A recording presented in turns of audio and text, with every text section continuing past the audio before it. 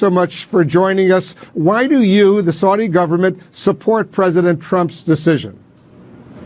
We believe that the nuclear deal was flawed. We believe that the sunset clause should be eliminated. We believe that the inspections should be tightened. We believe that the deal does not deal with Iran's ballistic missile program, nor does it deal with Iran's support for terrorism and interference in the affairs of the countries of the region. So if Iran now restarts its nuclear weapons program, will Saudi Arabia build a bomb itself? I believe that if Iran restarts its enrichment program beyond what it has right now, that should trigger the snapback provisions and cause all the other P5 countries to abandon the deal and reimpose sanctions on Iran. And what will Saudi Arabia do? We will do whatever it takes to protect our people. We have made it very clear that if Iran acquires a nuclear capability, we will do everything we can to do the same. And I assume that means you will acquire a nuclear capability yourself. That's what we mean. What's your message to the Iranian leadership right now, Foreign Minister? Our message to the Iranian leadership is the policies of the past have got to come to an end. You cannot be a revolution. You cannot seek to expand and dominate the region. You cannot seek to acquire a nuclear program surreptitiously. You must abide by international law. You must cease supporting terrorism. You must cease providing ballistic missiles to terrorist organizations like so-called Hezbollah and the Houthis. And you must respect the principle of good neighborliness.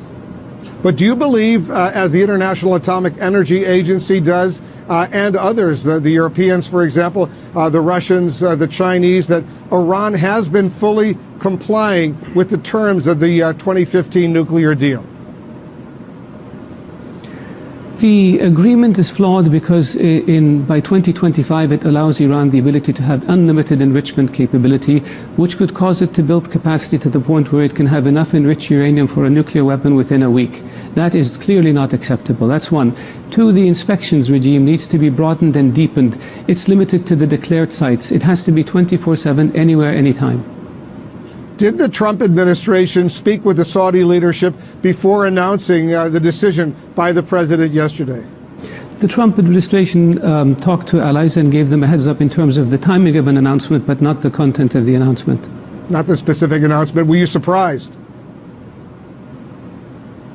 No, because I believe it was the right thing to do. I believe that a no agreement is better than a flawed agreement. I believe that any future agreement has to be comprehensive and has to include Iran's violations of the UN resolutions with regard to ballistic missiles and Iran's support for terrorism and interference in the affairs of other countries. Otherwise, we will not be. That's the only way to stop Iran. Why not stay in the deal, Foreign Minister, and work out a separate supplemental agreement on Iran's, for example, ballistic missile program, its actions destabilizing in the region? Why not stay in the deal and try to expand it?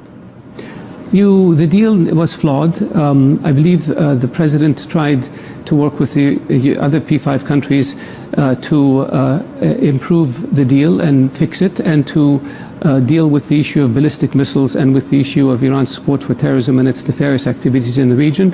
But they weren't able to reach an agreement that was satisfactory, that would actually force Iran to change its behavior. As you know, as a result of President Trump's decision, Iran is now actually, when it comes to this nuclear deal, on the same page as the Europeans, China, and Russia. The U.S. is on the outs. Are you comfortable with that situation?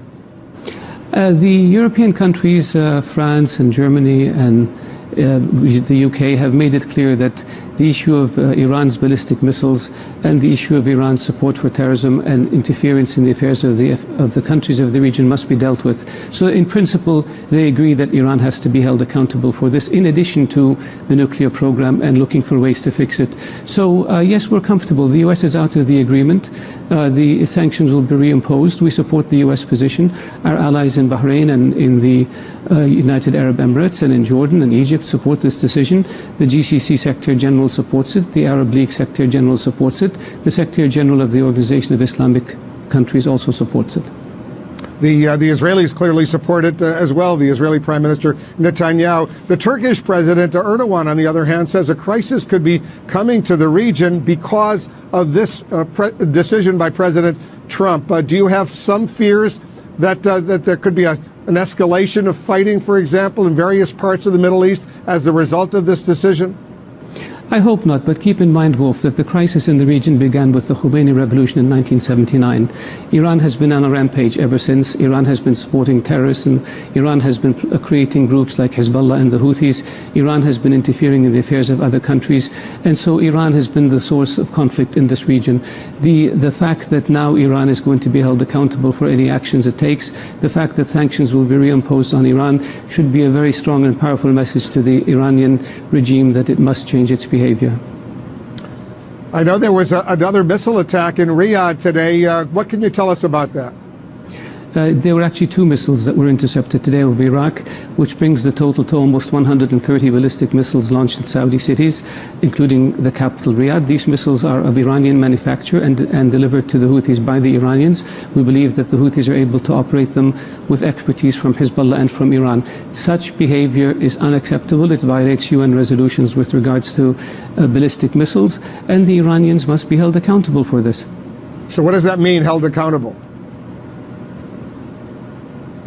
We will find the right way and at the right time to respond to this. Including military action? We will make this. We are trying to avoid at all costs direct military action vis-à-vis Iran, but Iran's behavior such as this cannot continue. This is tantamount to a declaration of war. When somebody provides missiles to a terrorist group that lobs those missiles at your cities and your civilians indiscriminately, what do you call it? A friendly act? Of course not. Foreign Minister